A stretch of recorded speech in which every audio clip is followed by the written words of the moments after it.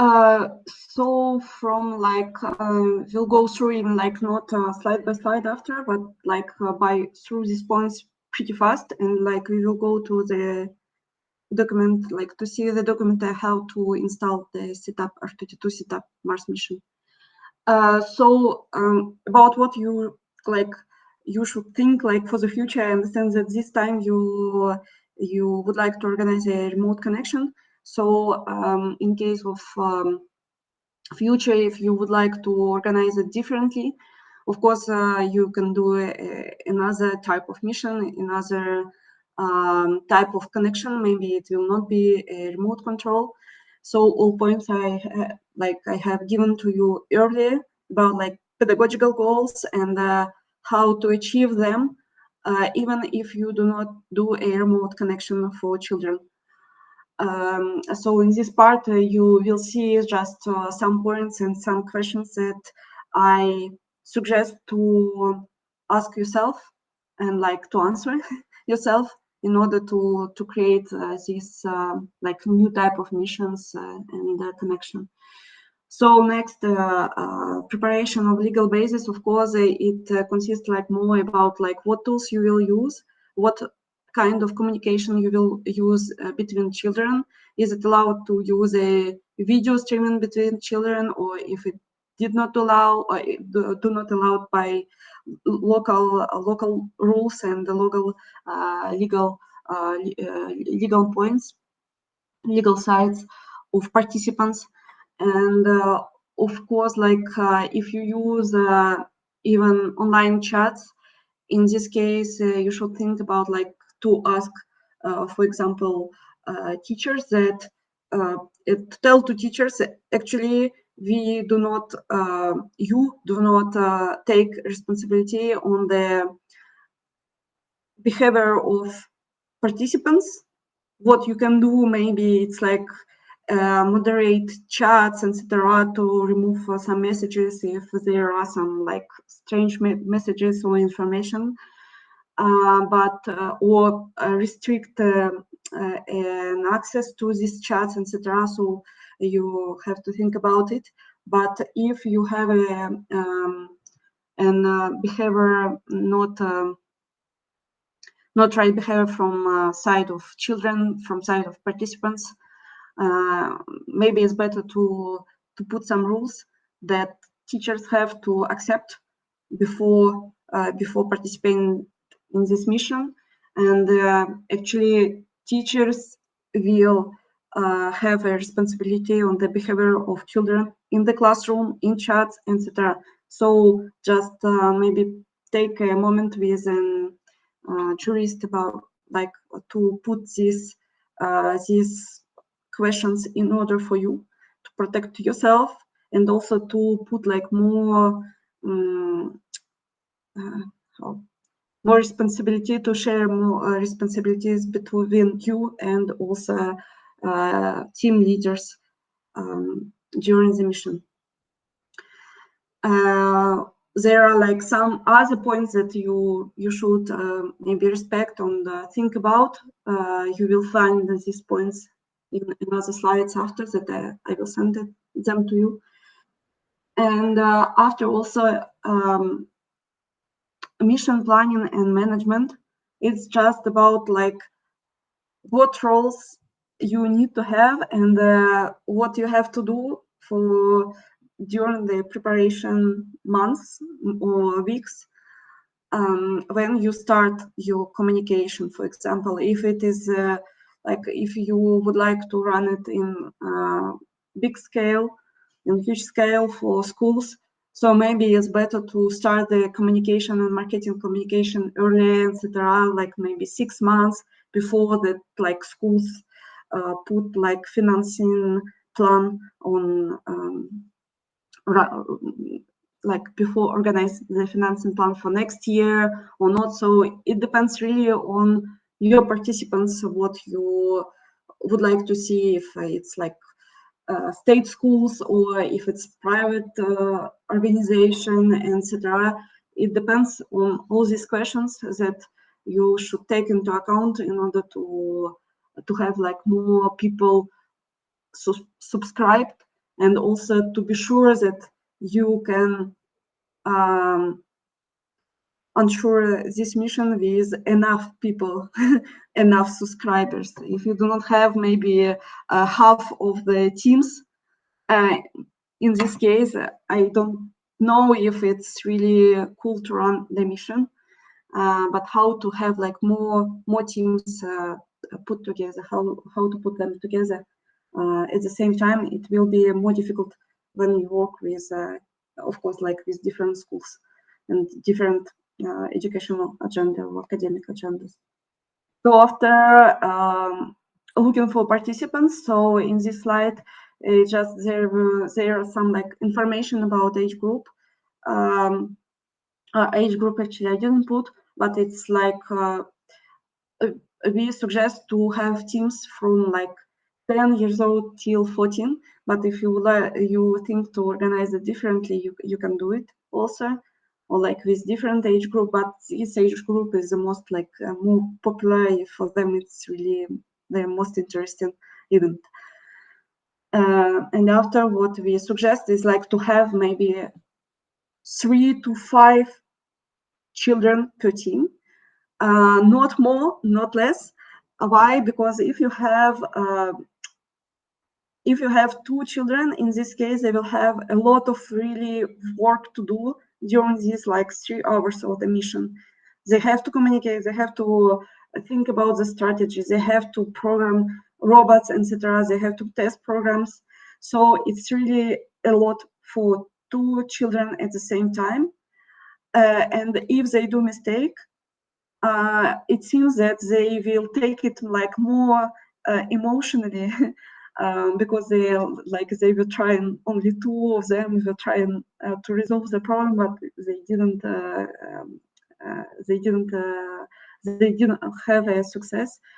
So because of it, it's better to have maybe 3 people, 3 children at the same time in a team, because you will have like another like third children that time to time these third children will program Timio, these third children will communicate in the chat. Maybe it will be possible for these children also to take a break, and they can really, like 3 children in the same team, they can change roles during the mission more easily than if you have 2 children. So we just brain charging for teams, brain charging for teams. It's also important to think how to organize and how many children you will put in this team. And after, why we do not suggest to have more than 5 people, 5 children in the team. It's just starting from 4. It's already not easy to keep attention of one of the children, and one of the children will have maybe like more like one of the children will do nothing during one period of time. So maybe it's better to have less people, etc. However, I know that some classes and some teachers were able to organize one team for one class. But in the classroom, this teacher actually, this class was split in the classroom by teams, and all teams will program in the robot, and they will choose like the best program to send it to the remote robot. So it was like some sort of competition in the classroom that a teacher organized, but they had only one robot for remote control. So it's also one of the options that teachers can use, and it's also creativity that teachers can put in organization of these missions in the classroom. Of course, it's very important to brief teachers, like teachers or team leaders, before the mission, because they will have a lot of pressure for this like remote connection, if this remote connection will work for the mission day, etc. So it's very important to ensure these team leaders that they will have always contact with you, with organizers. They will have always a support with you. If teachers have some like problems, technical problems, or some other problems in the classroom, they can just call you directly, or like you will have maybe another source like to have this direct connection. But it's very important to ensure teachers that we are there for you, and we will help you online remotely, but you will have a support if you need this support. And even if you lose a connection during the evening, do not worry. First of all, call us, and we will see how to resolve this problem. And about problems of connection, I will speak after. And because of this like pressure about the connection, I think it is like from both sides this pressure comes always. In this slide you will see also some tests to do in order to ensure this connectivity between school and the remote setup. I will speak about it like more during our like next part. But what is important to understand, it's like if you do this test connection before the mission, you can already check if the school has some problems, like some blocks put by firewall or antivirus, or it is like network limits that they have, and these limits do not allow actually to have this remote connection. So take it into account, do the test connection before the mission, maybe 1 month before, in order to have 1 month to find a solution actually. And what we have done, it's only we have asked every time if we have this problem of connectivity between school and remote setup during the test.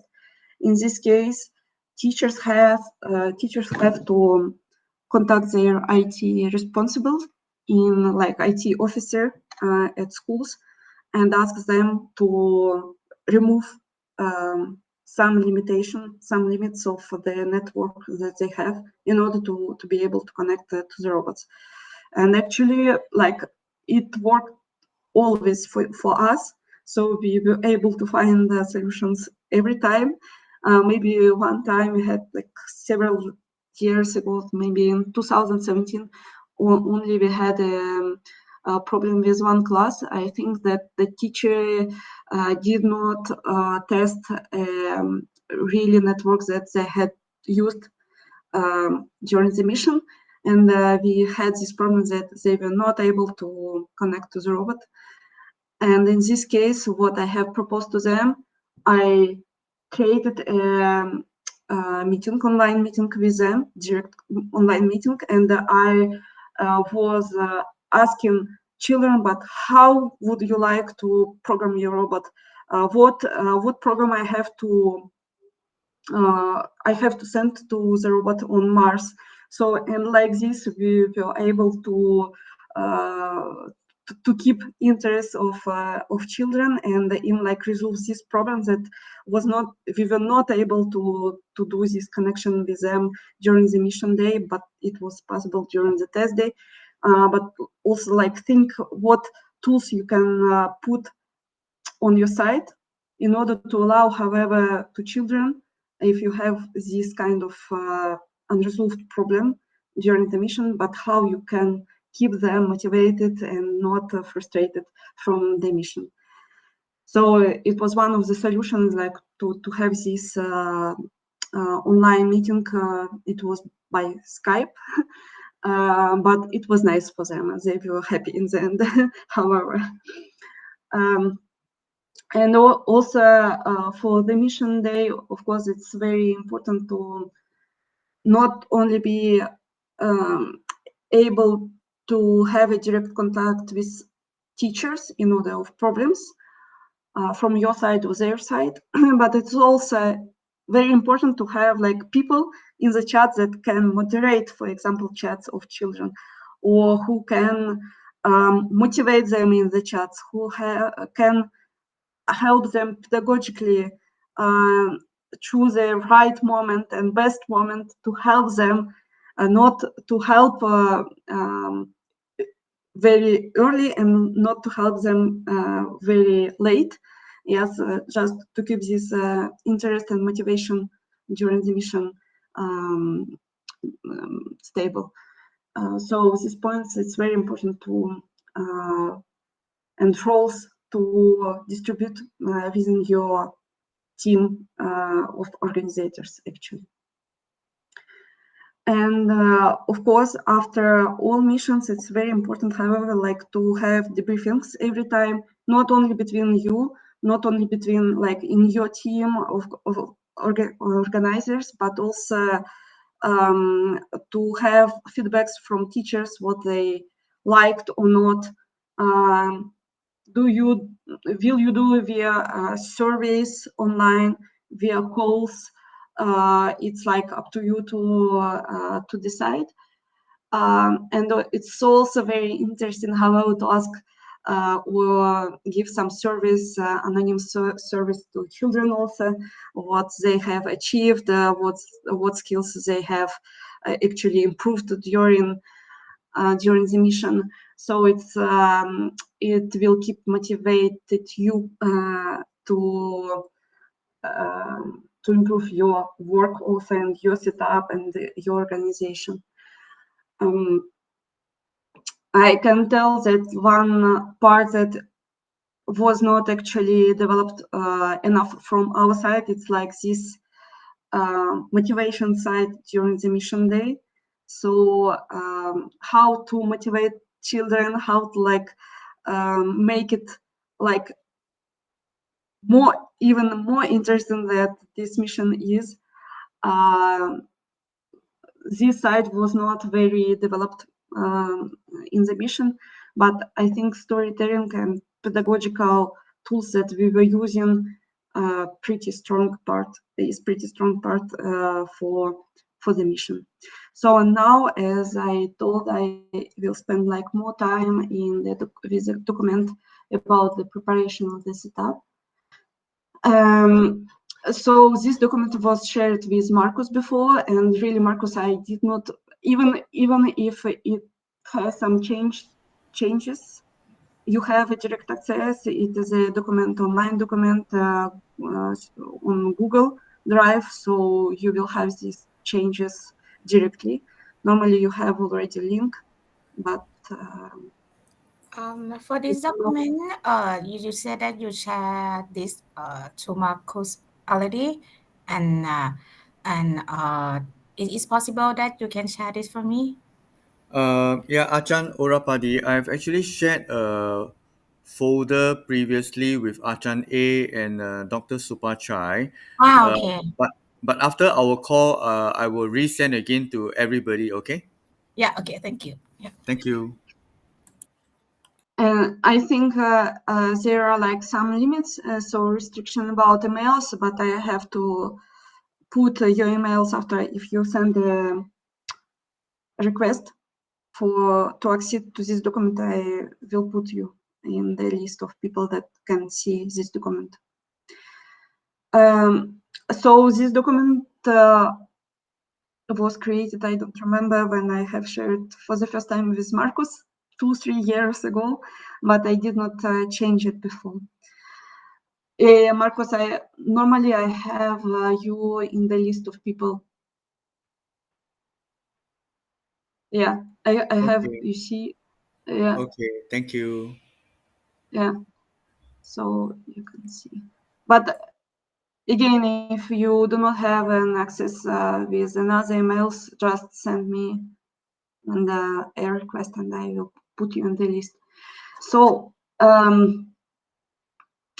this material, I will not really talk about like each part, what you need, like room, what size of room you need, etc. So you can find this information here. After, also we are talking about internet connection, so maybe it's like here I will spend more time right now. So for the internet, actually we were working with a EPFL network always.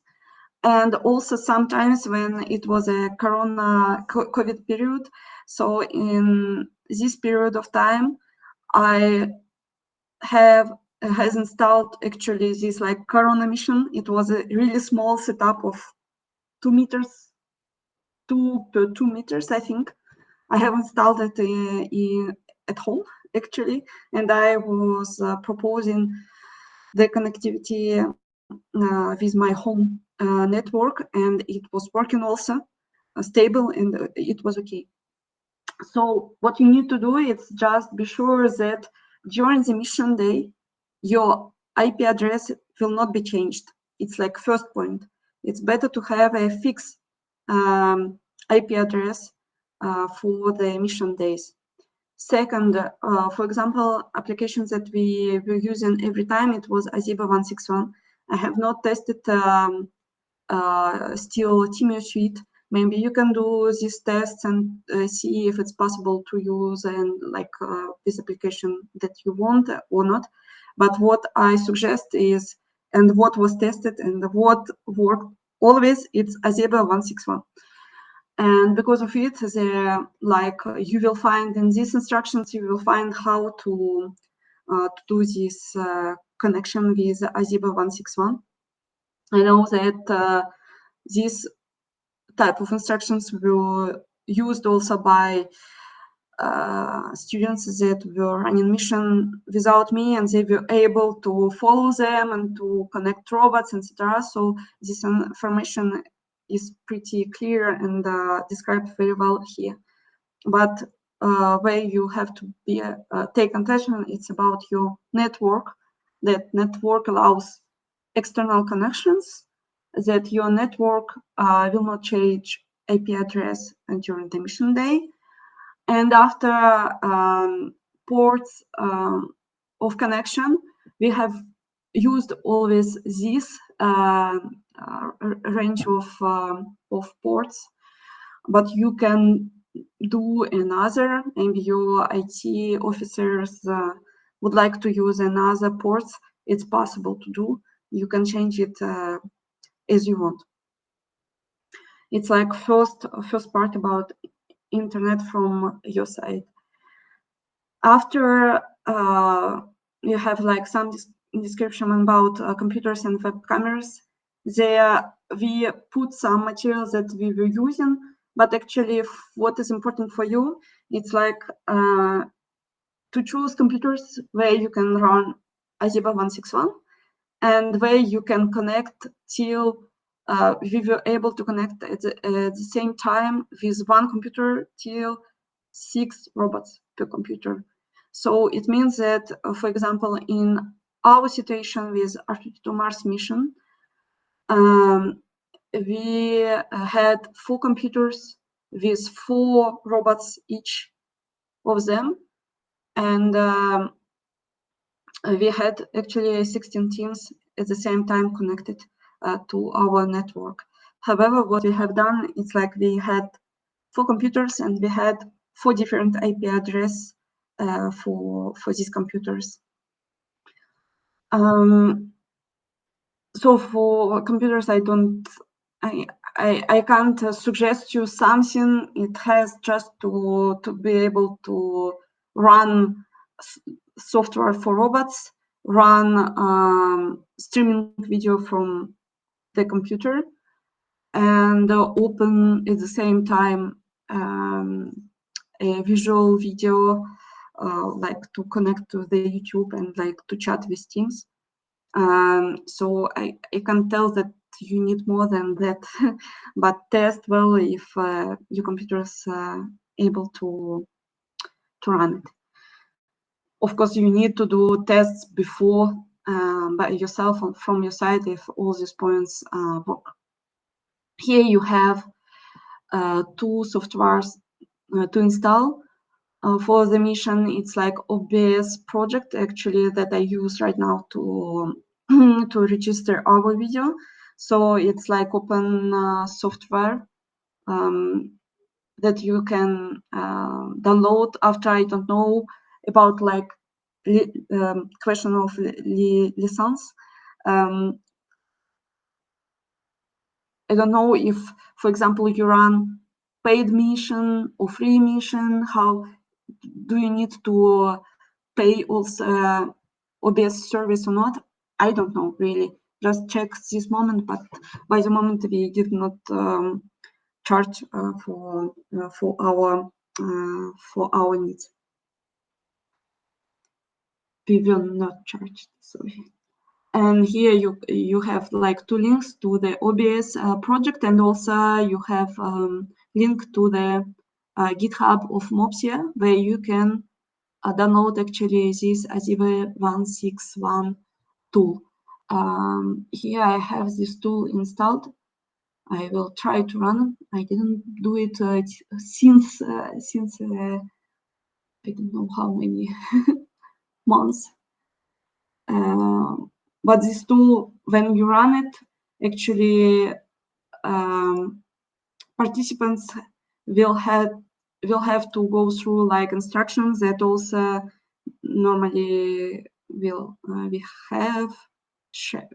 I think Marcus, I think you have all these instructions from missions that we have organized with you before in Yeah, I guess so. Yeah.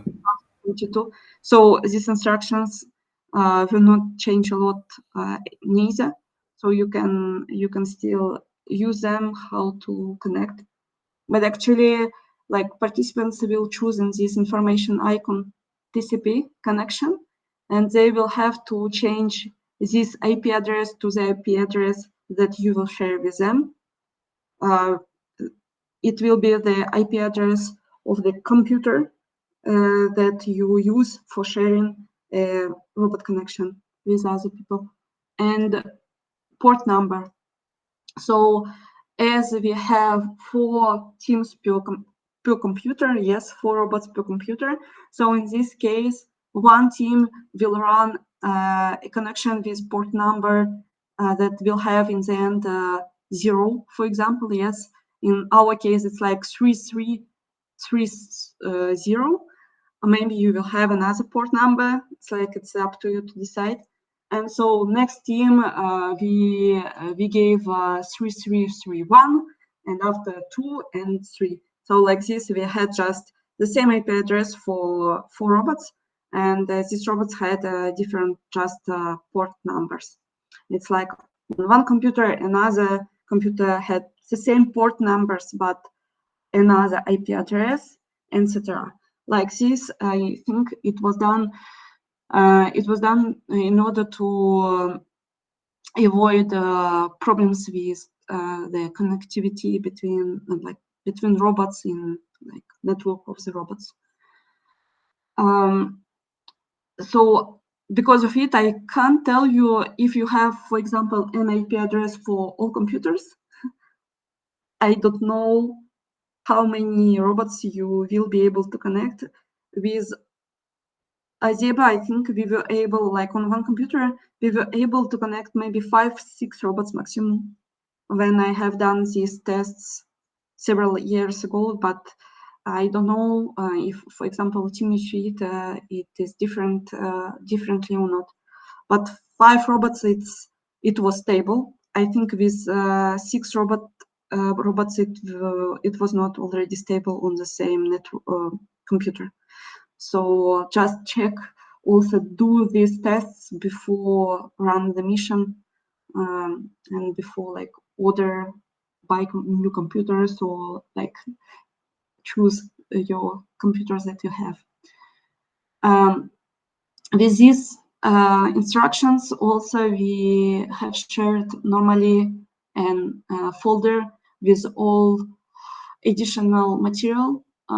For example, in visual files, you will have set up map for the Mars mission. After you will have also this like picture of marketing pictures that I think you can use. Just be careful and like put the credits that it was done by Ramiz Morina EPFL. So keep these credits on the picture, please, when you share this picture. And after you have all like material for pictures for the OBS studio, I will speak about it later. And also you will have material with like all hardware stuff that you have to produce and install actually. So you will find all in this annex material. So here we speak about like that if you have even like 16 robots running at the same time, it's better to have like some robots, rescue robots, let's say, that you can put in case if one of the robot does not work, because sometimes it's maybe wheel does not work, or maybe it's like just the battery is not full enough, etc. So just keep on site some additional robots that you could use for this like problem situation. And here we describe how actually do a configuration for all of them.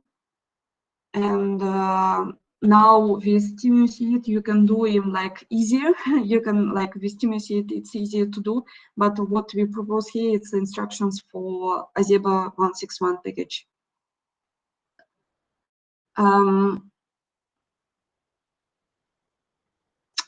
Yeah, and then instruction for the mission day.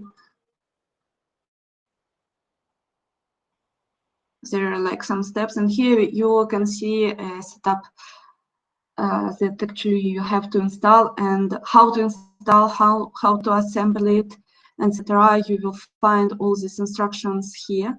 But what I would like to share with you, it's like in my presentation normally I have a slide with some pictures about like evaluation of our setup. It is not big enough. I just do the following. I'm trying just to put the bigger pictures. Oi. Sorry.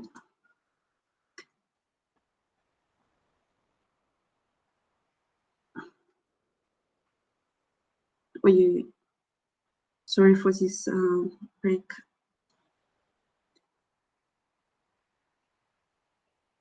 My presentation or not, and the last one, and I will back to you with pictures of the like last the setup that you see here and the setup that we have modified during these years. And for this like why we did not describe these parts. Yeah, we did not describe new parts of the setup in the documents because it was handmade by myself, and just maybe you will have another solution, or maybe you will not need all stuff that I have added in last version of the setup. So the instructions that you have and that you will have, it's instructions to install this type of setup. It's like pretty simple as you see, but this setup will allow children already like to program Timio for following the line, for example, push this obstacle. Normally these white obstacles, they they close normally this black line. So first step, Timios start point is there.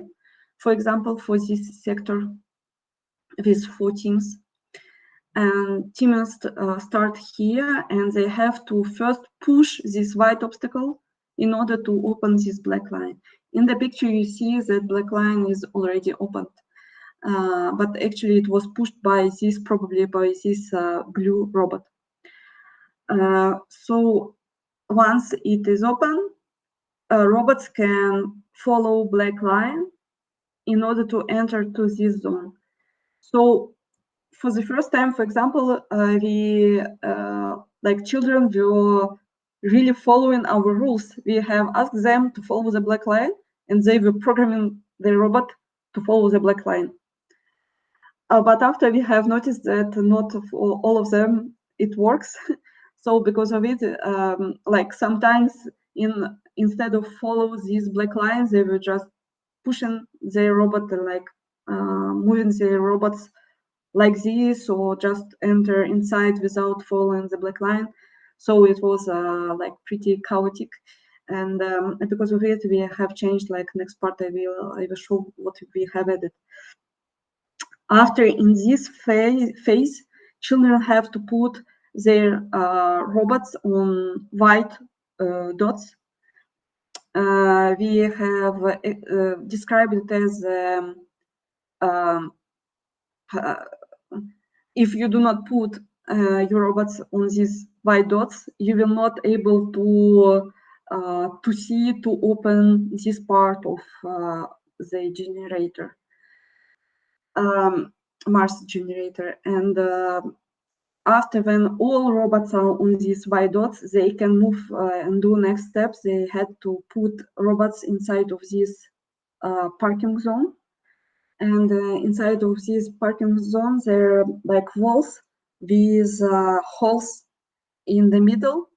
And actually, robot has to be placed in front of this hole of the wall in order to detect if inside and under this roof there is something. And inside of this roof, we had like some structure turning around, spinning like this, with walls. And when these walls were going in front of the hole, in this case, robots has to detect if it detects something in front of it or not. And they had to like detect it with a front sensor of the robot. I will show you a video how it works after what we have.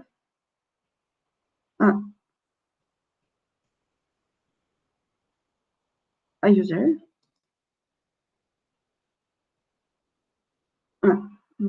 Sorry.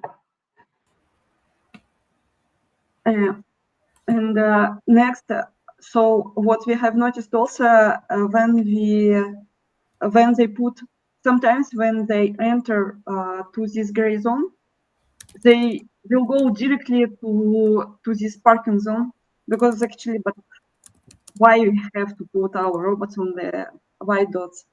So because of it, they will just go in directly to this parking zone, and they did not follow rules. So in order to follow these rules, oblige them to follow however this step, I have added a sort of like just boxes to keep this zone closed for robots. And I opened like manually. I opened this structure by myself when once all robots on white dots, for example. And another like last version of the setup, I was like handmade a little bit, like to in order to make it more Mars station view. And I put, for example, here stones. Why I put it? Because it obliged again, like I had like more teams that were programming Timio to follow this black line, and because this stone was there. If not, they just put their robots like this going through the white, and they do not program in this black line. So this setup was modified in order to achieve our pedagogical programming goals for the mission. And maybe what is important to about what I would like to speak also a little bit, it's like this side of like how actually you will program your robots. We do not ask children to program at once all steps. We ask them to choose like small steps and very easy programs in order to move with this gray zone. For example, instead of like program like following the black line and after to find like white dots, etc.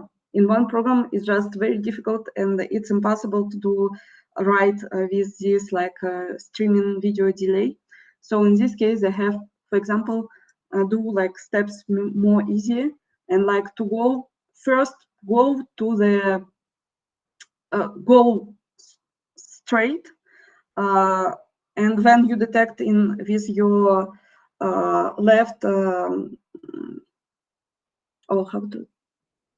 left sensor black line, you will stop. Once the robot done it, in this case, okay, next step, follow the black line, and children program the black line. The robot can move till here. Okay, next step, I don't know, do the like go and search a white dot. How they will do it, it's also up to the children to decide.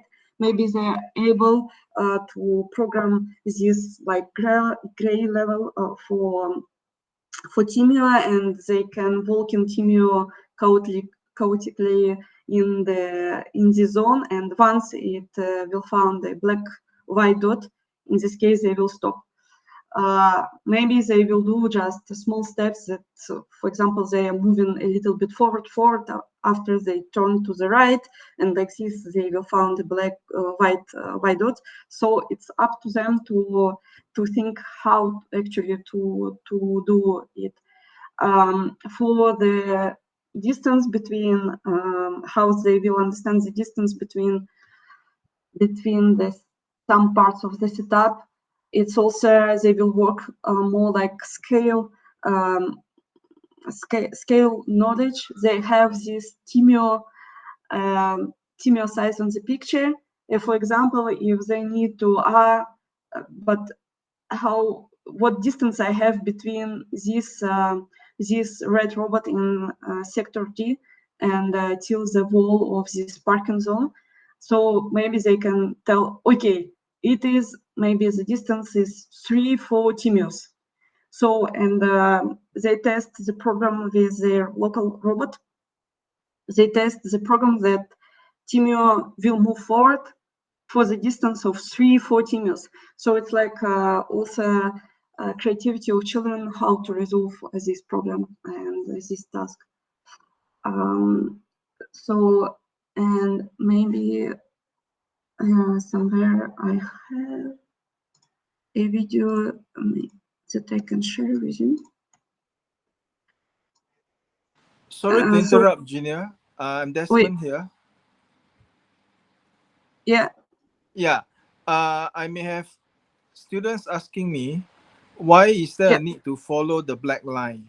Why is there a need to go to the red, to the white dots? Why can't they just proceed on to the parking zone? So I was wondering if there is any context or any reason or any story that we can tell the students to explain why they have to follow the black lines, why they have to go to the white dots. Yeah, for the black lines, actually we have decided that it's like you can do it, but actually children sometimes they didn't do it, and it was okay because our setup is not really does not oblige them to follow the black line. It's like but for white dots, it is with this. I will open a video and I will every step of the mission normally is described in the instructions for children, and we were able to tell that, for example, if you are not on the, sorry, I have a problem with the video to share it with you.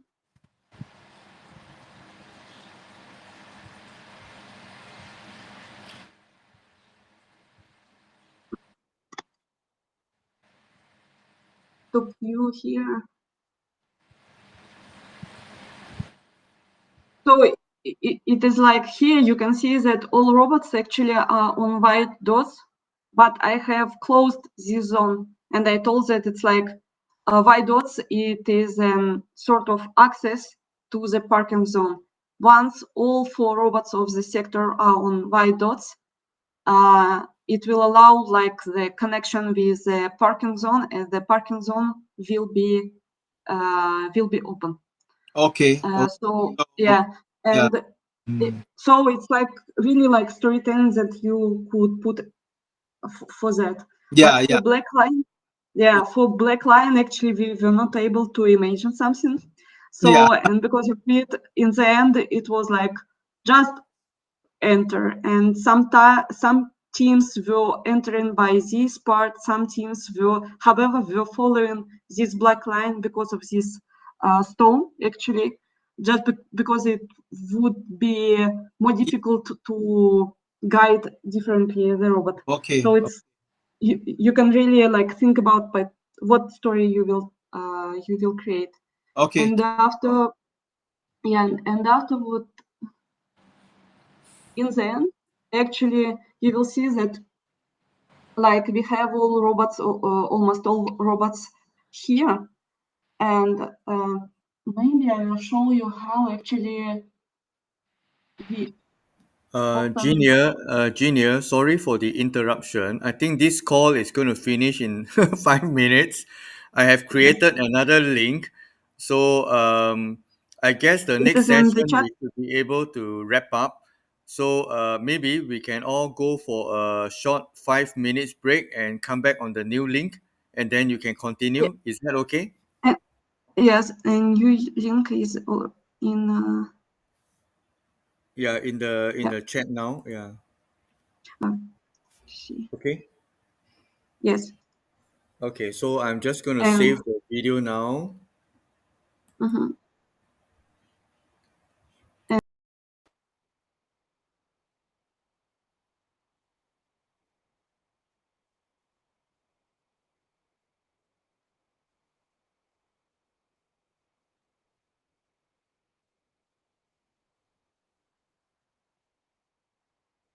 just to be sure, are you all there? Yes, I'm here and I have already started recording. I'm not sure if it works though. So it's better that Okay. you as well, yeah. So I can start, or you prefer like for waiting for this like another person? Maybe we can start in 2 minutes, and if whether the Okay. person comes or not, we'll start in 2 minutes, okay? Okay. It's just Okay. because I had some like messages from Google Meet that it seems that I have some like troubles with internet connection. So because of it, I thought I would like to be sure that Okay. So you are Genia, there. just to So we confirm, have. you are actually recording, right? I will start. I will start right now. Okay, we have someone from King Mongkut University with us now. Hello, Hello, Achan. I'm Arapadi from Institute of Field Robotics. Yeah. Yeah, Nice to meet Hello. you. Nice to meet you too. thank you for joining So us, Achan. Yeah. Achan, Junior, Achan stands for, is a Thai word for professor. So we call her Yeah, Achan. I am assistant professor, Okay. doctor. okay. Yes, Nice to meet you. nice to meet you. Nice to meet you.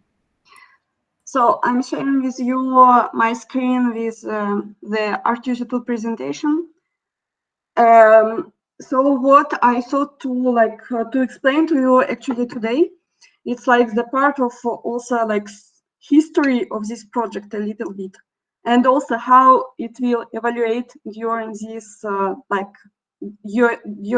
during years that I was working for this project, and also what points you have to and what questions you have to ask yourself when you prepare such a event. Okay.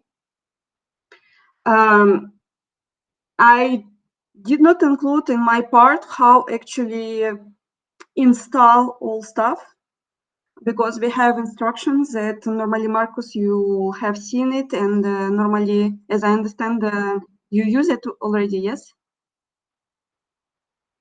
Marcus, Those information that you sent to us a couple of years back, we have shared with our partner in Malaysia, and we've shared it with FIBO, Institute of Field Robotics, King Mongkut. We've shared with everybody. But perhaps you might want to share with us the link to the latest R2T2 assets, tools, etc., and we can download the latest, information and tools. Tools for tools for what, like software or? You shared with us a lot of information about the setup of R2T2 before. So it was a Yes. folder with a lot of information. So you can share with us the link again, so that in case there are some updates, we can download the No, latest. they're not updates really. I didn't work on this document after, because it did not evaluate a lot, and also it did not change really. Okay, great. This is the first time that I joined this meeting, and I know about this project briefly. So if you can share some information in the live group, so I will understand more about this, and so I will can find what I will join for this project. Yeah. Okay. Okay, for Achan Orapadi's benefit, we have actually been doing Demio training together with FIBO in the past. We have actually had almost 40 over students at FIBO last year, where Thai students and Singapore students Yeah, were yeah, involved. I know this. I know this. Yeah. Yeah, but So, because my team, I mean, my team, researcher and some right. lecturer help to do this for the last year. Yeah. Right, thank you. So, R2T2 is a robotics challenge that we have been discussing with Dr. Supachai and Achan A from MIDI faculty to actually organize in June of this year. Okay, so today we have invited Genia, okay, to share with us how to set up the R2T2 at FIBO or at MIDI. So I think Achan A and Achan Michael, the new chairman of MIDI, they have agreed to host the R2T2 at their venue. So with the support of FIBO, so FIBO, the Achans and the TAs, will support MIDI as well. Okay, Yes, so yes. yeah, so today, Genia will share with us from the very beginning of how to organize the R2T2, how to set up the R2T2, how to connect the client server in order for us to have remote connectivity, so that students in different Yeah. countries can send commands to the control center to make the Tmio move in Thailand, because there are students who are in Singapore, but the venue is going to be in Thailand. So we need to understand how to connect and set up, the PCs in Singapore, in Thailand, etc. Okay. We will see this part also, But I also, however, will give like more information, like more general information today also about like R2T2, what is it, and also the goals of these projects that we have put in during the years, and what worked for us, what did not work for us. It's also maybe will help you in the future to understand how it's better to organize, or maybe even like give tips, some tips for this time. However, like all technical part, how to install it, etc.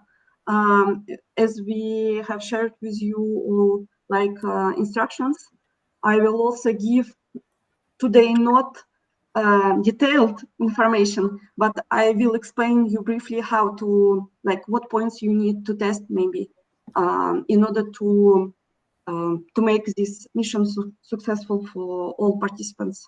Is it okay also for you if I do like this? Yes, thank you, Junior. We have Okay. someone who joined us, Daerong. Yes. Are you from FIBO or MIDI? Nice to meet you. Nice to meet you too. Hi, are you an Achan or are you a TA, Daerong? Taek Yong, Taek Yong. Taek Yong? Yeah, from Malaysia. Oh, Taek Yong. Yeah, Okay, okay. I see Daerong. Okay, so Taek Yong is our partner from Malaysia, together with Darwin. Thank you for joining us. Okay, Junior, please get started. Yeah, thank you. Yeah. So as I understand, you can see my screen. Is it right? To be sure. Yes, can see. Perfect. So like first of all, I would like just to maybe to explain you when this project was started, and also how it was run during these years. For the first time, the test of this remote connection happened in spring summer 2015. It was done by the EPFL and with one class from Bern, I think. And after it was tested also by Geneva Equivalent International School. This mission for the first time and this remote connection was tested without any video feedbacks. So the setup with robots was installed in a room next to the classroom with children, and children actually didn't see what is happening on the map, on the setup. They were able to see only what happening with robots, only thanks of this like sensor metrics that we can see in Azeba Studio. I don't know if you have already used this application or not, but actually it's like possible if you run Timio and if you use this like Azeba Studio. It's possible to see what happens actually with sensors if sensors detects white black surface, or if sensor detects like something in front of them. And children had like small maps of A4 format on their tables, and they were using these metrics from sensors in order to understand, but very probably my robot is right now sense of this like map, just like imagining maybe if it's like black sensors or like sensors detect black. In this case, they were supposing that maybe my robot right now is on this line of the map, etc. So it was also a nice experience, and children did it successfully. After, in the fall 2015, we have tested for the first time an international connection with 16 robots and with 6 or 7 countries. I don't remember what number exactly, but it was also a nice experience. And the first mission took maybe 4 hours. And after we have started to modify a little bit this mission. After we didn't have a lot of like international missions or Mars R2T2 Mars mission, which takes maybe 3 hours of running TMUS. But we have collaborated with Focus Terra. It is a geological museum organized by Technical University of Zurich. And they were proposing some workshops with robots, as these robots are on the moon, and children that attended these workshops, actually, they were able also to do like moon missions that we have developed. And this moon mission took only 1 hour maximum of time for them. But we were able to organize really a lot of missions with Focus Terra Museum this period of time. And in 2020, we have noticed that we know about COVID period, and of course, for us, it was a push that like teachers and schools were more friendly for this like remote stuff, for remote activities for children. And because of it, after 2020, we have started to push a lot this activity and to propose for a huge scale of schools and participants. Because of it, in 2021, we have organized the first R2T2 rendezvous pool on international level, and we were able to maybe host online more than 800 children in spring 2021. And after we had another, also a nice experience in collaboration with another scientific museums for children, with Espace des Inventions, and with them already we have organized like workshops that we were proposing actually to classes at Swiss schools. And these workshops actually we were going to schools in classes. We were preparing children for the R2T2 mission. And after this like 3 days, 2 days of preparing, of training, third day, we have organized a mission day. And it was also a nice experience. With this experience, we were able to work with more than 600 people, children, like at the same, like in the same period of time. So it also was like really cool. We had cool results. We liked it a lot. So of course, during all this period, we were under the roof of the EPFL. So it was really a project running at the EPFL by the EPFL.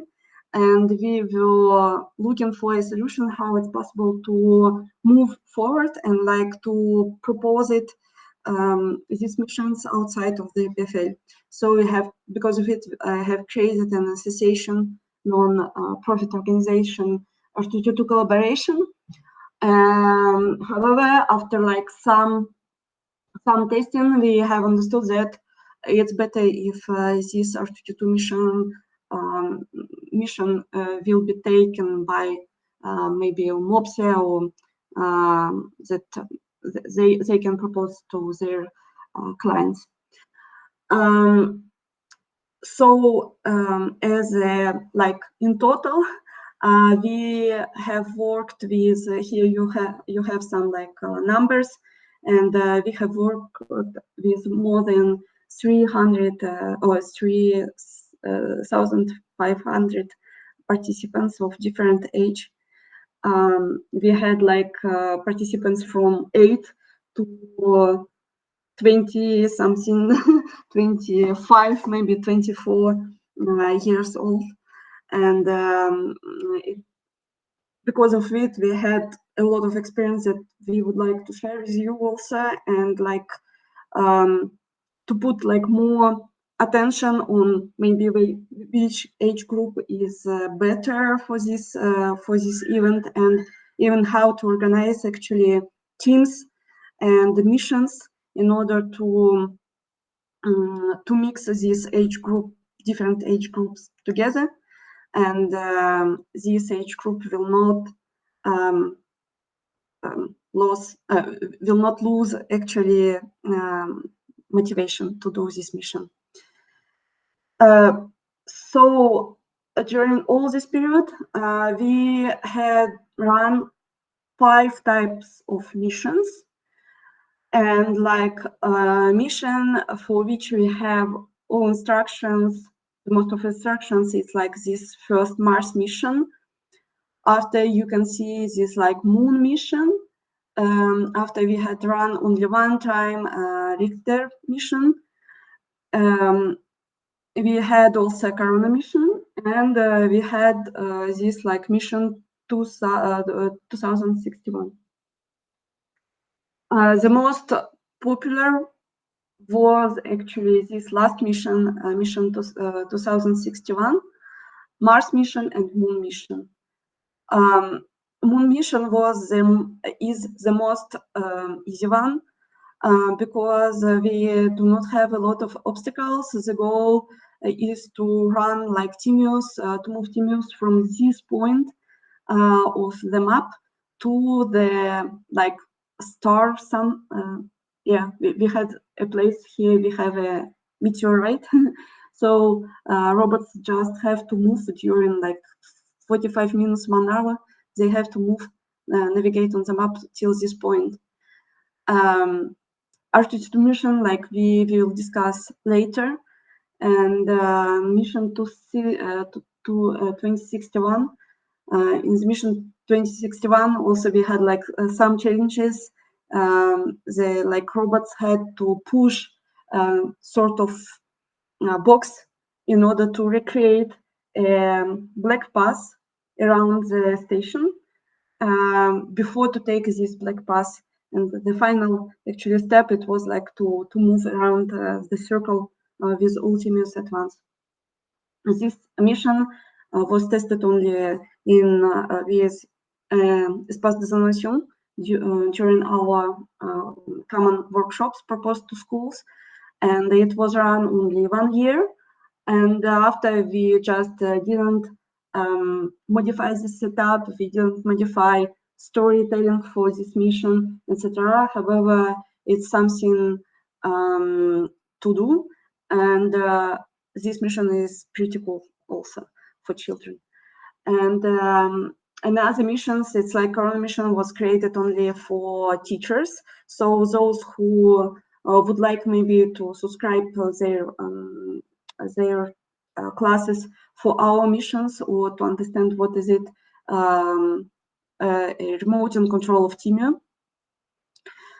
So it was run only, maybe it was 2 hours maximum that we have proposed to teachers. It was not run with children. And one time we had this Richter mission that we have organized with Carib region. It was after like some natural events that they had on their side, and for them it was not interesting to work on in space subject, but they would like to have something like we had a story that Timios have to push some protection of for buildings, strategic buildings. So Timios had to move from these points till these like boxes, and push these boxes in order to close these regions of like airport. We had airport, we had electricity, energy station, we had water station, and we had a hospital. So they had, in the end of the in the end of the mission, they had to push these boxes in order to close these zones and be hide also under this roof. In the end, it was the goal. We did it only once, and why it was only once, I can explain that it like Moon mission and Richter mission, they do not have a lot of obstacles. So even if you put these like black lines without any obstacle, just children, they take Timio and they program Timio move forward. So they will not program Timio to move and like to follow the black line if you do not put physical obstacles that oblige actually children to follow these black lines. So why I share this information, it's like if you would like to maybe adapt the R2T2 Mars setup, or maybe if you would like to create a new setup, it's better to reflect on these points that like if children can move as they want, they will do it. But you have to oblige actually physically with like construction of the setup to program Timio to program Timio like how you was imagined. If you would like to program Timio that like Timio has to follow the black line, in this case, imagine something what obstacles you have to put in order to oblige actually teams to program this black line for the robot. So it's like all these pedagogical sides that you have to take in account and in order to create a new mission. After all these missions and after all these hours of our experience, we have understood what like strong points of these missions are, and what skills and which skills children are able to improve and use during R2T2 missions. So thanks of these like limits to the physical setups, actually it obliges participants to reflect more on the programming, to reflect more on the strategy, how actually you will program your robot in order to avoid mistakes. Because after if you do a mistake on a remote setup, it is very difficult to actually modify your new situation that you didn't want before. And because of it, it's like really after 15 minutes of the mission, we can see how children start to be more careful in their choice of programming, on their choice of behavior, actually, how to program the robots. And why it is not the same to program a remote robot and a physical robot that you have next to you.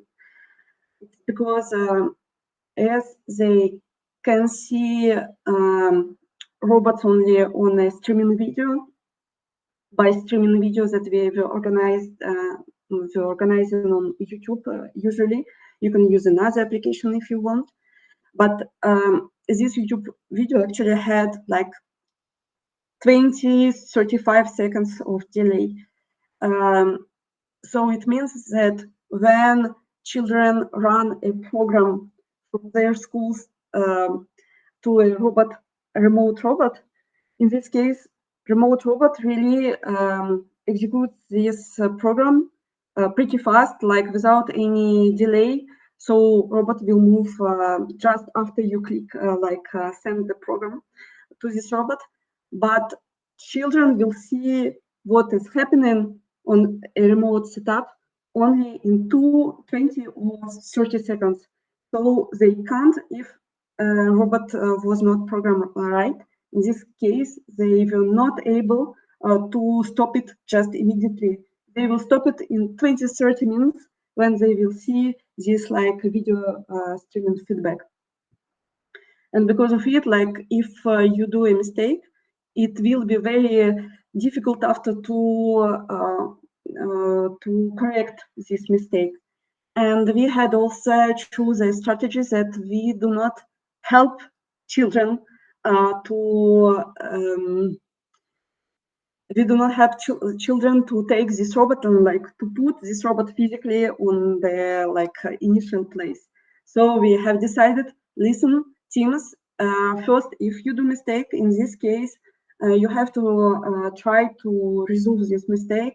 You have to correct it, and only if we see that the time is running, they can't move, they can't find a solution. In this case, we were taking a robot and we were placing like next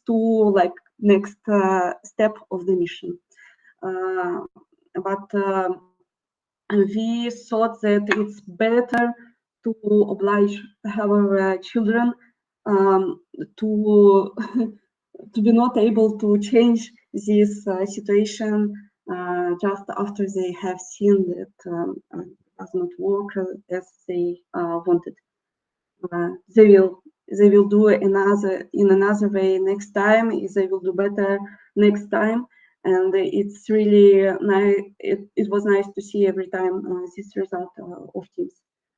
And of course, because we have not we have like reflection, we have solving of problems, we had like programming, of course, but also this part of like soft skills that we are able also to improve for children.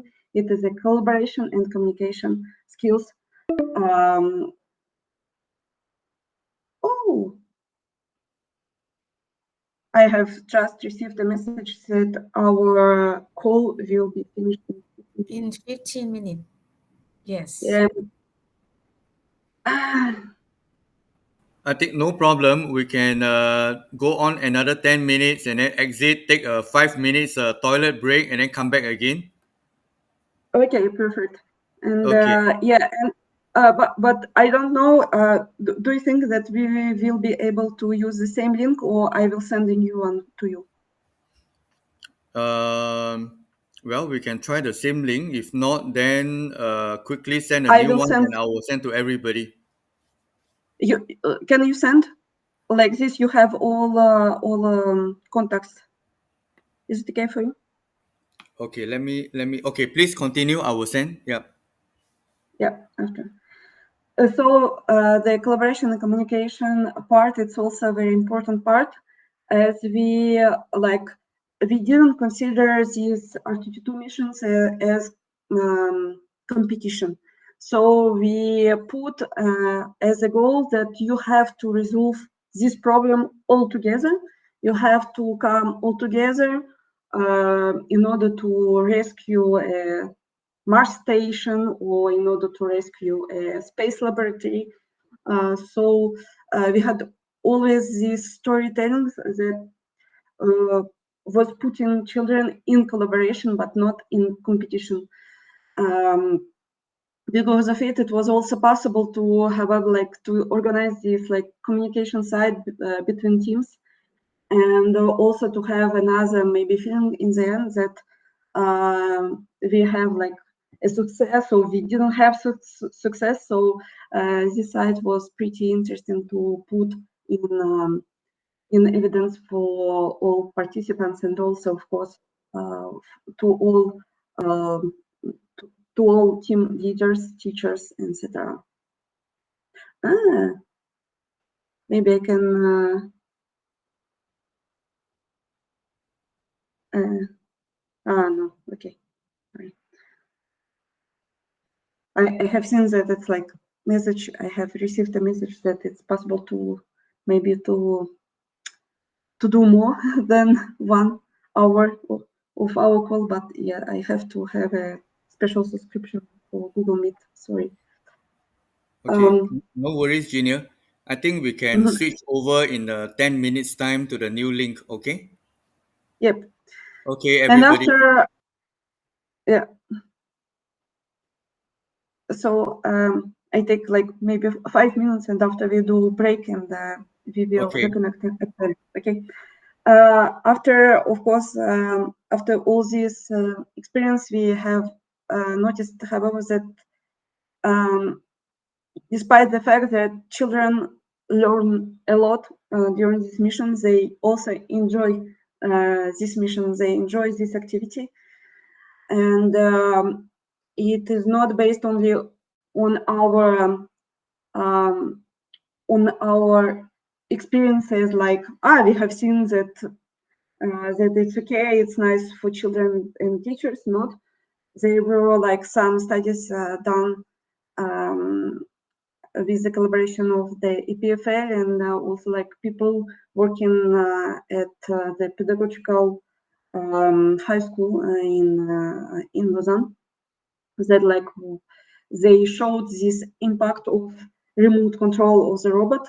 They have showed impact in like teaching and like learning of children with a limit physical access to the setup. And even if you do not organize actually a remote R2T2 missions, maybe in order to achieve all these pedagogical goals that you can see on your screen right now, you can put really like the setup not next to children, or do not give to children, to students, this like direct access to the setup. Maybe you can tell, listen, you have this mission, you have to do like your goals is like to program your robot like this in order to achieve the last point. But you will have an access to test your programs actually every maybe only 15 minutes. Yes, and during these 15 minutes, they have to test the programs with another robot, with another maybe materials that have they need to use in order to test this program. For example, instead of testing the following of black line on the setup, they maybe will have small sheets of paper with black line on their table, and they have to put robots and test this programming of the following black line with this little list of paper, instead of put it directly on the setup. So this like site is very actually important, and it allows children to not stay in the loop. I test a program, I test a program. They will be able to reflect really, so they can program after test it maybe for the first time. They have seen I didn't work, but how I have to do. So they will take really, they will spend much more time on reflecting for the second test. If they don't have this direct access to the physical setup where they can actually execute their final program. So this is what about this pedagogical side of the activity. And here I have just some sentences with like from people who have participated as team leaders or as students. And here you have this is like some kind of reaction and working in class. What children actually do working in a classroom in order to resolve problems on a remote setup. So it's pretty nice experience for all people. So on here, maybe I will finish our this like first part of our meeting on this point.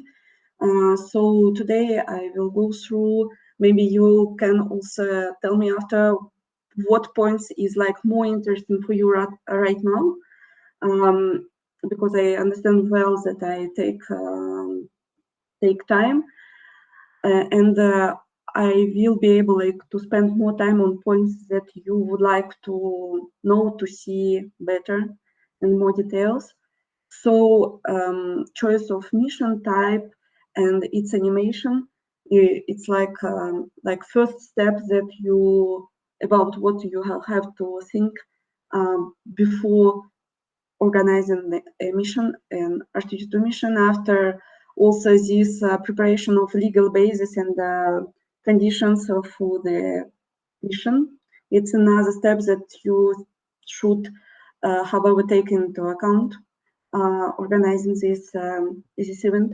After we have also this some steps to discuss what actually steps you need to take in order to plan this mission, what points in your agenda you have to put in order to make this organization successful.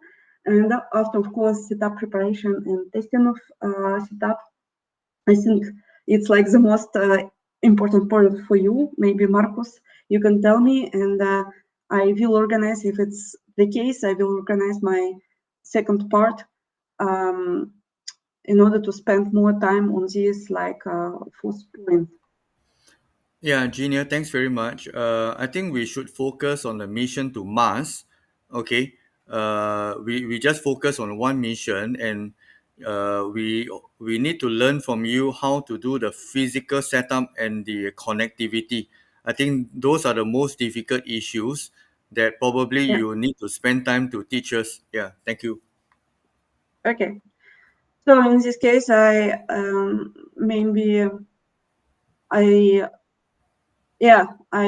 will start this part, and I just go through fast, really very fast, these nine points. But I spend my 75 of time, 75 percentage of time I will spend on this point for you Okay. next. Thank you, Genia. Yeah, thank you. So Right. see everybody again soon in 5 minutes time, okay?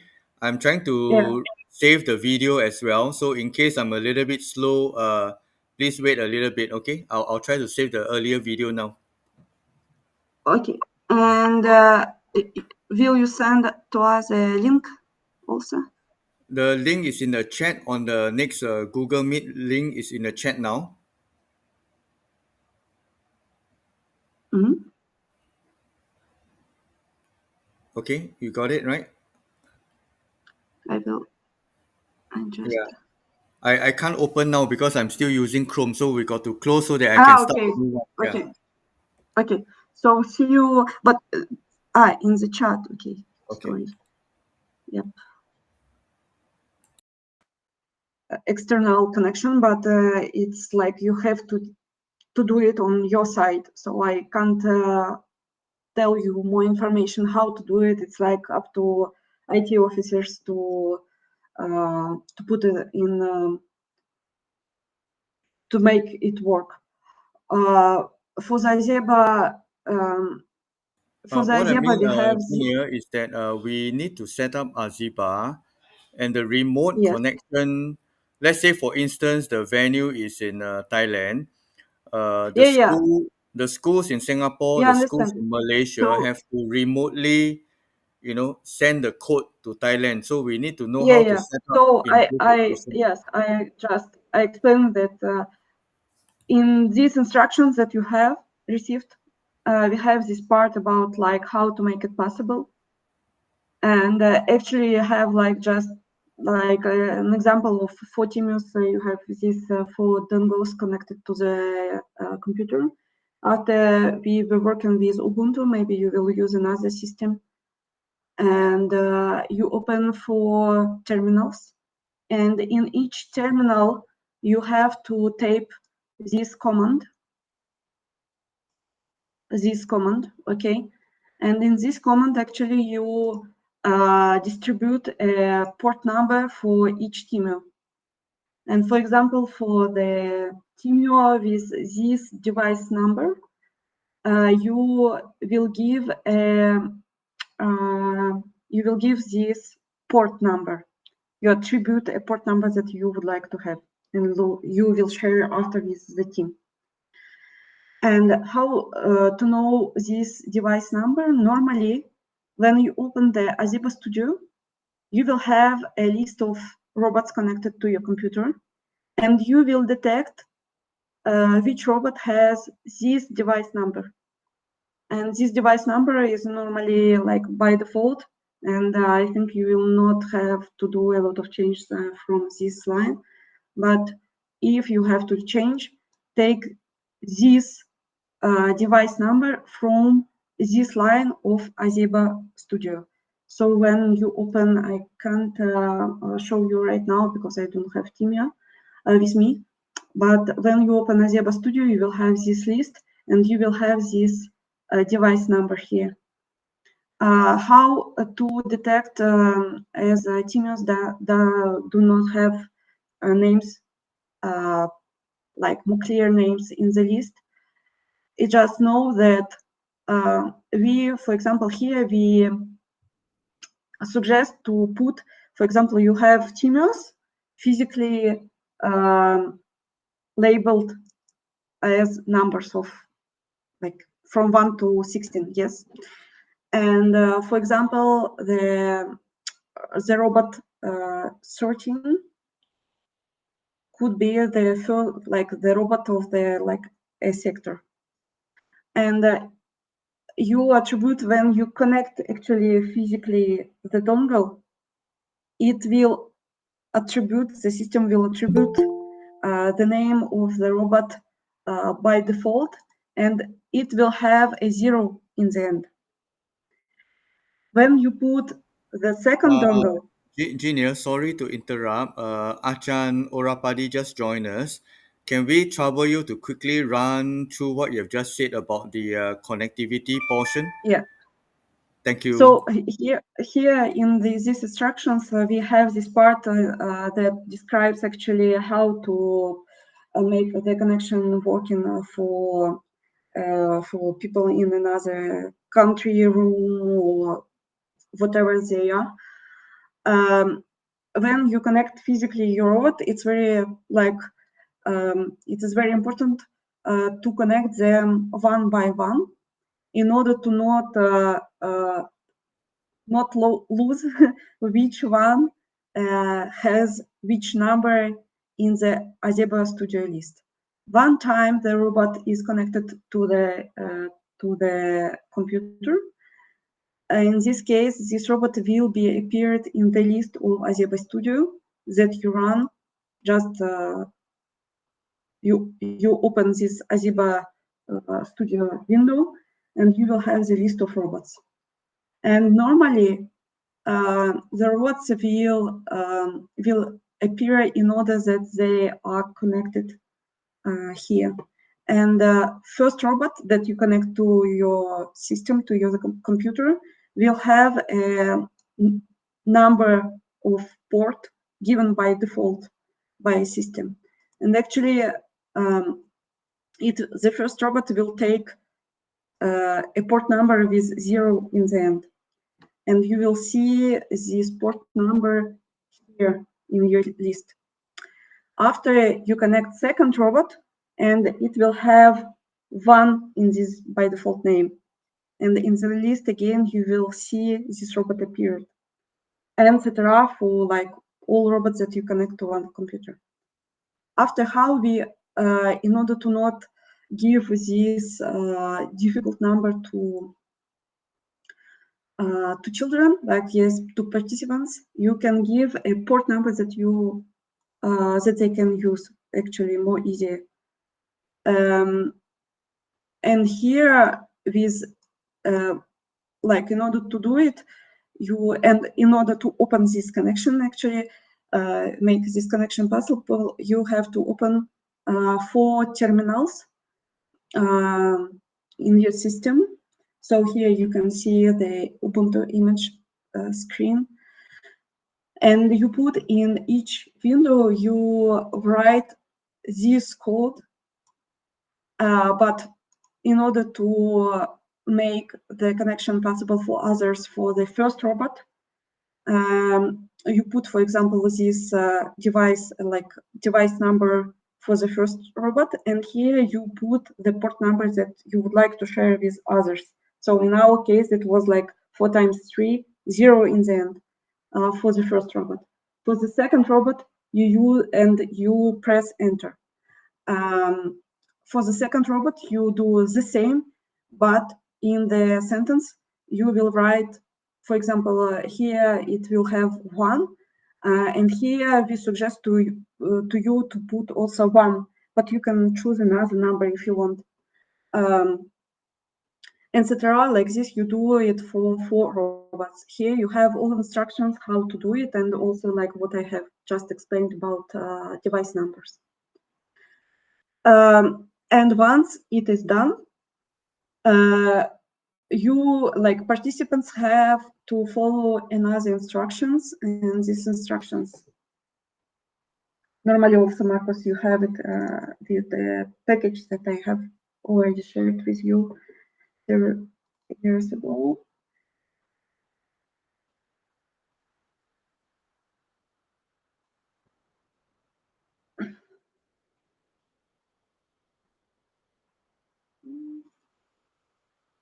Okay.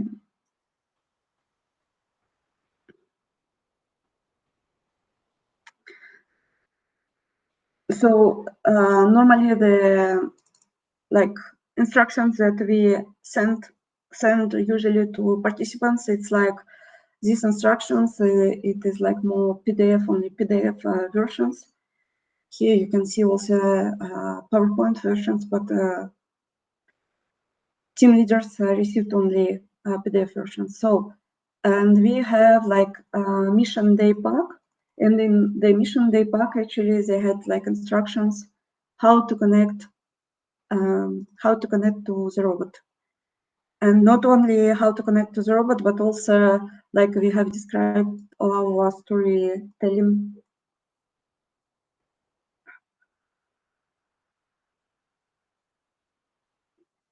In these instructions, they have also like storytelling of the mission, Mars mission, what they have to do, after some rules of conduct during the mission, after like some description of the structure of the Mars station. And after we have also the description of each phase of the mission. So at least we had like 2 hours, 2 hours and a half, 3 hours. We took first 30 minutes for the connection.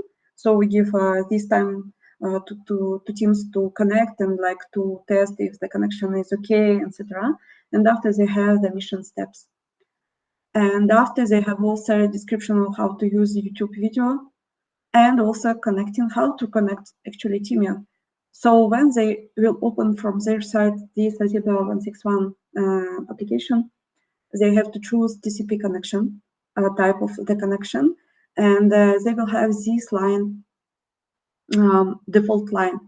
Instead of the IP address here, they have to put the IP address of your computer, that like IP address that you will share with children, with team leaders. They have to put this IP address here, and they have to put the port number that you attributed for the robot of this team. And normally you have what you have to do. It's like actually, for example, if you have 16 teams, if you have 4 computers from your side with 4 robots for each computer, in this case, you would have, for example, for the sector A of, for the sector A, I don't know where it is, but for this sector, for example, you will attribute 1 IP address of one of your computer. And you will share this IP address for these 4 teams that will work together for this sector, in this sector. So when they put it in this line of Azeba Studio here. And after, for example, for Red Timius, we attributed every time 3334 for port number. After for green one, it was yes. For green one, it was 3331. For blue one, it was 3332, and for yellow one, it's the number that you see here. So like this, we had like connections, like we have shared this information with each team, and each team after were able to connect to this robot remotely. Once this connection is done, the Azeba Studio window will open as if you are connected to a physical robot that you have next to you. So after this part, you have no difference between the window for remote robot and for a physical robot. You will not see the difference in the window, in options, and in parameters. Once Azeba Studio is open, children will go to the like tools, local tools part of the Azeba Studio, and they can open VPL. So VPL that you know, I think, and this window of the VPL will appear, and from this part, this step, they can start run a program to the robot. Take into account that when they push the button play here to send the program to the robot remotely, the remote robot will execute this program just after they pushed it here. So there are no difference if in the connection. The only difference for this remote control is like this first step of introduction of insert of IP address and port number that they need to connect to this robot. What happened if the connection or network does not allow to do it from their side, or you have, for example, sometimes you have shared the connection to the robot, but you turned on your robot physically on your side. So in this case, the window Azeba will open that, but it will not charge all complete interface of the application. In this case, just like participants will see Azeba open, but it means that connection is okay between them and you, but something happens with the Kimi robot. So think about like how to resolve it from your side. Maybe in this case, it's better to test the connection from your side. And for example, you should take another network. For example, I was doing it.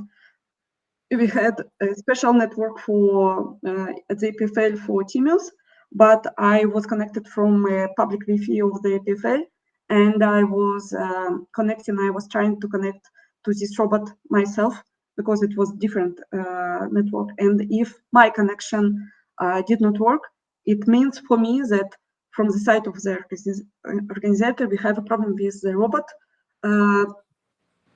And we have to resolve the problem with the robot, physical robot. What happens if you have a problem of the connection and, for example, a school or network of team does not allow actually connection because of their network limits or antivirus firewalls, etc. In this case, they will not able even to see the window of Azeba Studio. It means they will push, for example, connection. Yeah, they will push the button connect. The window is like disappeared, but in several time it will be reopened again, and you do not have any any connection with this robot. In this case, it can mean that either you didn't share your connection, yes, with this robot.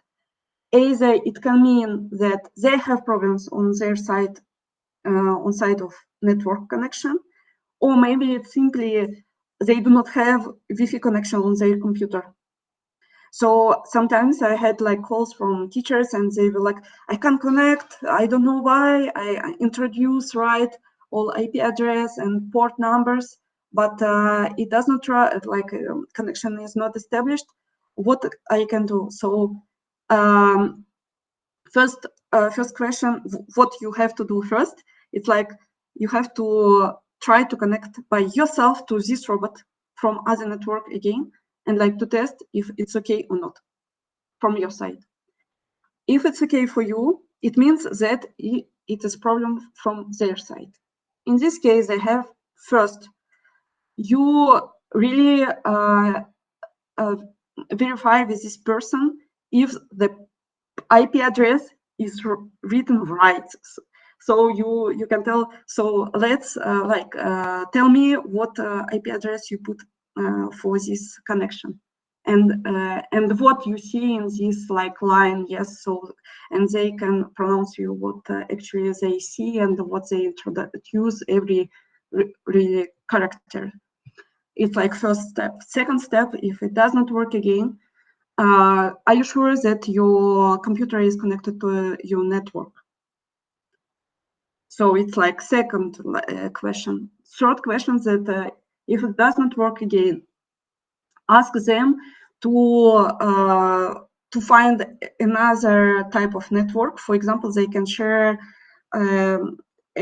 internet connection of their phone, yes, with the computer, and they can try to connect with this phone network.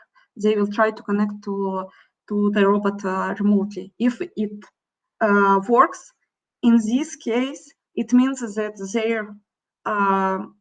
their network does not allow the connections that they try to do. So in this case, they have to contact IT officer, etc., and see how they can resolve this problem from their side. So this part of this connectivity, it's like the most common problems that we had, I have just described to you. Normally, it's like the most stressful part, as I mentioned it before, but instructions that you have, they worked for like years already, and it was tested and etc. Normally, in the end, we didn't have a lot of problems with that, but sometimes, however, we had like maybe small breaks of the connection. Sometimes, as we were using TMUS that we were using for Mars mission, so you can imagine how many hours they were working without breaks, and they can work for till 4 hours. But of course, like we have started to use them in 2015, these like 16 TMUS, and I have started to have problems with them only in 2021. I think I have noticed that some of these robots have started to like lose maybe charging faster than before, or we had started to have connectivity problems. I just removed them and I replaced with another robot, and it worked. So from your side, what you have to ensure it's like however this connect like your network, stable network from your side. After problems that we had with the connection, it was like one time with the South Africa team. So on the level of their country, they have some restrictions of the connection with other continents, other countries. And as I understood, they had the problem that if they have this connection during remote connection during, I don't know, 1 hour and more, in this case, they had a changing IP address automatically from their side, and they had they were obliged actually to reconnect every time to the robot, and it was happening really every maybe even not 1 hour, but it was happening every 15 minutes or something like this. So it was problem from their side. Maybe it's also better if you know that your participants can have such problems. Maybe it's better also to ask them to be sure that they can have and they can keep their this connection stable from their side also during the period, but it was like really the only country with whom we were not able to resolve this connectivity problem, but it was because of like rules of their provider already of the internet, and it was not possible for us to resolve this problem. Because of it, before the mission, you have to do a test connection with schools, with team leaders, and you can do this test connection during 5 minutes, but you can do also this test connection during, I don't know, 13 minutes, for example, and to see how it's possible actually to, if the connection is stable. And from your side, once you install the setup, once you used like went through all suggestions that we have, I have put in the document here, in the slide here, in like also documents that we have shared with teachers, and Marcus, normally you will find it. If not, you can contact me. Once you have done it, in this case, you can also like do a test connection, like test of your setup if all works from your side. So you do a like real mission for your team, or like someone like that, you know, and you try to really do all steps for this mission. For example, physically, yes, to program robot, etc. But another side, it's also important to understand if your connectivity of your network during the test of 3 hours is stable from your side. So once it's done, you will be more sure that it will work for 16 TMUs for 3 hours during the mission day. So this part, of course, it's very important, but from your side, preparation for this connectivity, it is, I don't know if it's more difficult or not, but it's really IT officer will have to work on it and have to ensure it from your side. So do you have any questions about connectivity?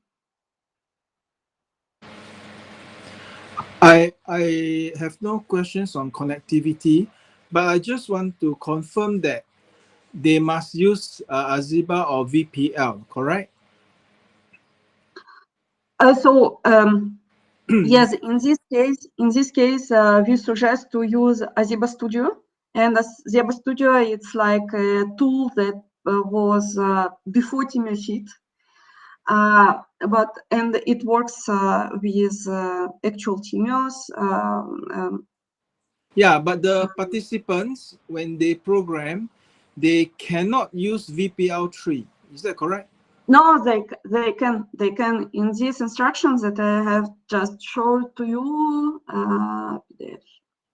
Can they use VPL3 to program their robot? Yes. Once you launch Aziba Studio, you will have a button to accede to the VPL.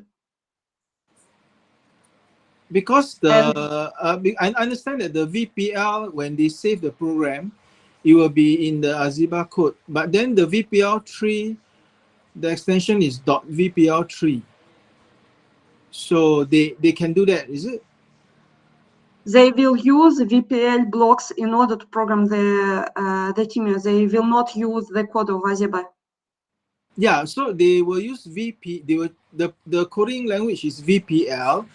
Exactly. So can they choose VPL3 instead? Sorry, it's like new version of what, because when they open TMU Suite, they can choose VPL, VPL3, Scratch, Blockly, and so on, right? Okay. VPL3 is not accessible in this case.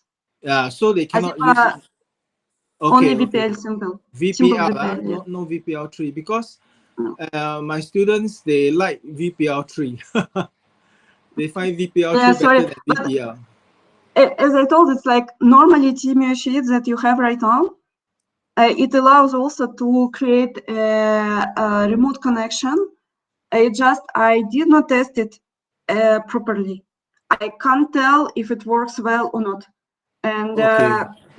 if you do, and I don't know if VPL trees, for example, I have tested Timio VPL via Timio Suite, but VPL trees that what are you talking, I have never actually worked, because Okay. it's like, yeah, this project, like I have worked last time with Timio robot, maybe like last year, but I didn't work already, like since 1 year I didn't test new Okay. tools.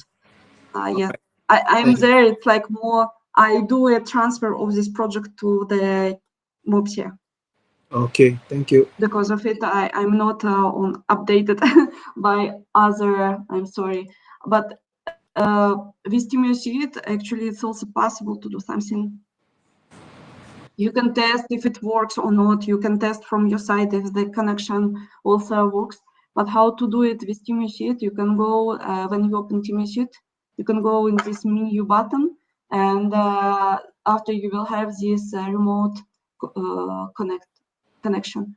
And here you will have from your side as organizers, you have just to share with your teams the IP address that you will detect by yourself or Okay. online application, and you will also share this password. And from the side of participants, they have to introduce this IP address in this line, and after they have to introduce the password here. The only thing that here you will have this information about ports number. Sometimes now with Timio Suite you can't really attribute one port number, but you can participants can use either they use 96, either they use 97, and they put it here. And once they connect, establish this connection, they will see the list of all teammates connected to your network. Okay, so in this case, they will have, if it depends how you organize it on your side, but if you see in Timio, you see it from your side, I don't know, 16 Timios. In this case, participants will see also in the list all 16 Timios. So it will work like this. What I have not done, I can tell that I have tested it with Windows and with VPL. Like with Windows, I tested all programs, and I can tell that VPL was the most stable. Other applications, I can't tell you if it's stable or not. However, what I did not do, I did not test it during several hours. I have tested it for 13 minutes. Maybe you can do this test and you can see if it works for you with Timio Suite too. So you will be more flexible. So it's like up to you. But Aziba 161, I know that it works, and because of it, I put like my attention on Aziba. By the way. Okay. All right. Thank you. Okay, and of course, one time you have this connection, they establish this connection. I don't remember if it go to the welcome page automatically after push this button, but they will be able to choose actually the program that they would like to have. Okay. I think VPL3. Say VPL3. VPL3 can work, I think. VPL3, I think, was also okay. It was okay? I think it was okay. With Timio Suite, I think it was okay, yes. But VPL3, I'm sorry, I did not understand. Yes, it's a VPL3. VPL3 is possible with Timio Suite remote connection, but it's not possible with Aziba 161. The last instruction I know is that I'm told that it's not possible. Yeah. Yeah.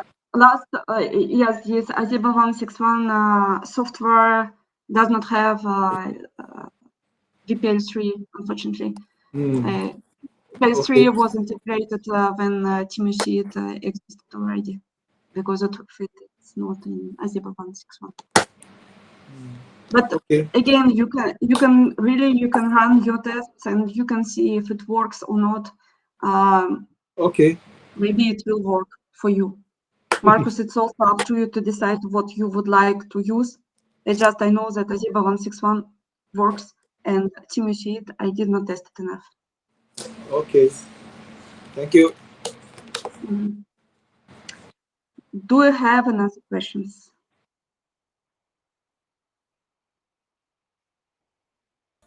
Not for me. No questions from me. What about Darwin, Achan Orapadi? No question from my side as well. Yeah. What about Achan? It's Do you have any questions? I want to know the timeline for this project, because so we can plan what we will have to do step by step. We want to hold it in the middle of June, so we definitely have to try to have the props ready, maybe one month or 2 months ahead, and then we have to start testing the connectivity maybe around May, you know. But definitely, Desmond and myself will call you again to actually go through the details of how we prepare.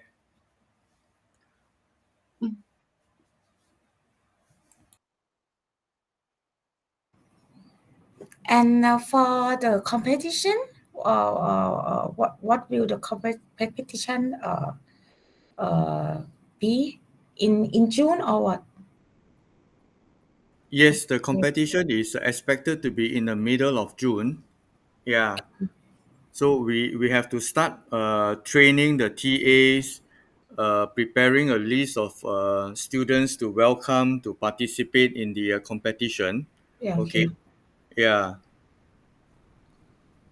So I understand from MIDI that at the KX exchange, at the basement of the building, they also have a laser cutter, so they can actually cut the props. The other location to cut the props would be at the Darun Sikalai, DSIL. Yeah.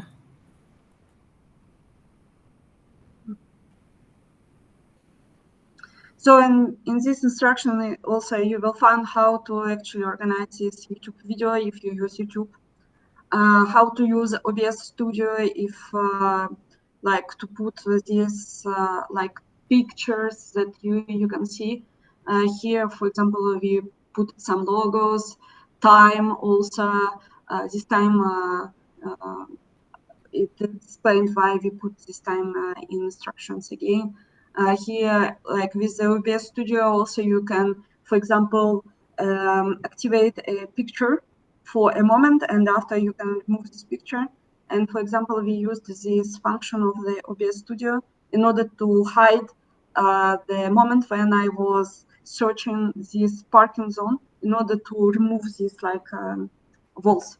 Yes, so you can manage from your side a little bit. The OBS Studio will help you avoid to show that someone is on Mars physically. Yes, these people, just to keep this storytelling that only Timians are on Mars. There are no humans, and Timians only can resolve all problems, but there are no humans. So because of it, we were hiding every time if we had to go on the setup, and we knew that we will be shown on the video. In this case, you can either stop the video, not streaming, but stop the video of the streaming video, hide the camera, yes, in OBS Studio. Either you can put these like pictures, activate picture, and like this you can hide appearance of you on the map. It's like this we will use in OBS Studio, but you can also use, of course, other applications that more properly for in your case, or maybe do it simply for the first time after you will have like more experience of on running these missions, etc. So, I think yeah, you will adapt your organization after. Junior, quick Okay. question. Understand that we are supposed to have five cameras, one on top and one for Yep. each quadrant. Is it Yeah. okay if we just have one on top and no need the four quadrants? Is it okay?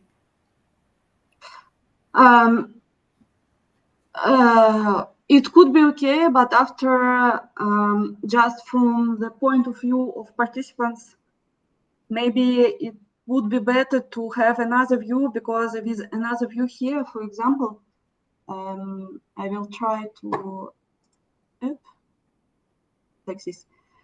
Here you can see that it's like with this side view.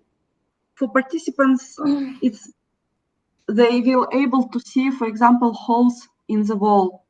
They will able to see a little bit this structure, how like walls, the high or not. Yes, so they have this view. So it's better for the participants to have, however, side view also and top view together if they can mix.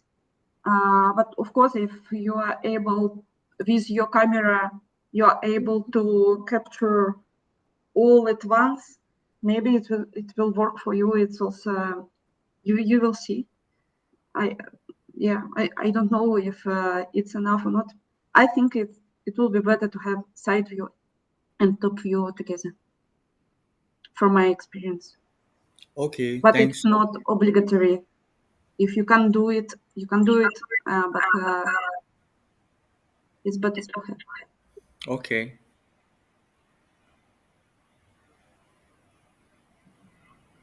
Okay. I think you can hear my daughter. Okay.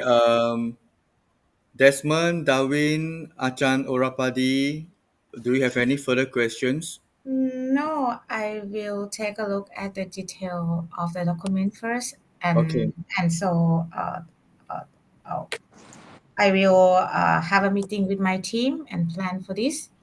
And what's next? Or shall we have the meeting soon, or that is something else? Um, I will put the documents in our line group and then arrange a time to meet you, Achan Pui and Dr. Supachai and Achan Yeah, A together. I think uh-huh. all of us got to meet. Yeah. Yeah. Okay. Desmond, Darwin, any questions? No, thank you. I think Marcus, for this to run through, right? I think we said from Singapore side, Malaysia, and so Thailand side, I think we need to meet up in a way to see whether how's the whole remote competition gonna works, is it right? Yes. I think yeah. Desmond, Lengcher, and myself will be going to JB to meet you lah. So we will run Mm-hmm. a quick test Mm-hmm. on a remote site to set up as well. And separately, we will also have discussions with our King Mongkut University friends. Mm-hmm. Because the King Mongkut site actually has a lot more things to do, including the actual physical setup. Yeah, Yeah, yeah, because need to do the game field and everything, right? right, right, right, Yeah. right, right. So maybe So when you meet them, if I can tag along, is it okay? yeah, let's do that. Yeah. You want to make a trip to Bangkok? Yeah, yeah, can. Sure. Okay, man, let's do, man. Yeah. Because I think since that we're gonna make a tri nations kind of competition, Yeah, yeah, yeah. maybe perhaps that we can meet up and at least each of the party know each other, then easy for us to troubleshoot anything in case of there's any things needed. Sure, sure. Sounds good. Mm. Wonderful. All right. Okay, thanks, Genia. Is there something Hello. else you want to share with us?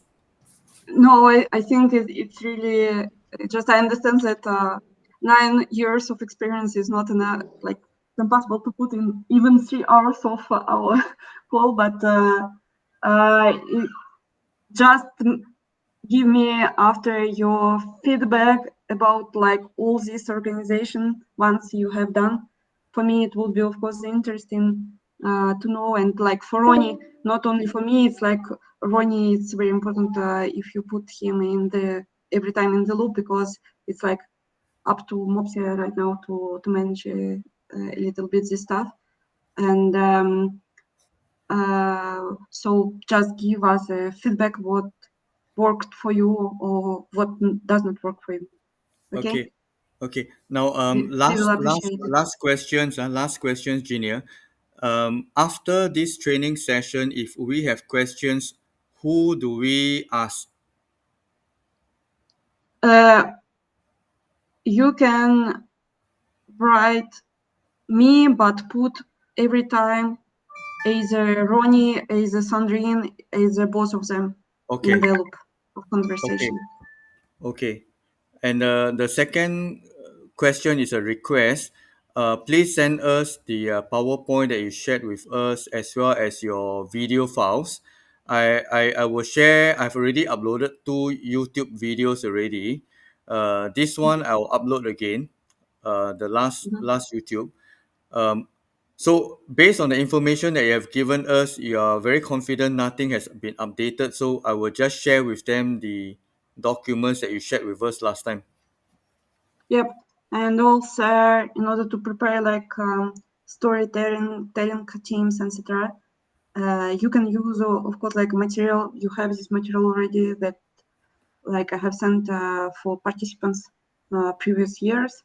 But just really like put credits that it's like R2T2 collaboration, etc. Sure. Sure. If you, yeah, but We don't have access to the storytelling portions from the previous sessions. Maybe you can put in a Google link and we can download, and no, no, we will give not credit to them. normally it is instructions really from we have it from 2021 instructions Okay. really, yeah. But if you do not find, in this case, I will resend you the message. Okay. But normally this information are there because we did not change between 2021 and 2022. We have organized it differently, but the information is the same Okay. normally. But just let me know, of course, if you do not find the material, send it to participants. Okay. Okay. Great. Thanks, Junior. Mm. So thank you, Good. everybody. Wishing you guys a good evening and good day ahead. I'm just going to stop recording now. Yeah. And goodbye. Thank you. Okay, Have a thank nice you.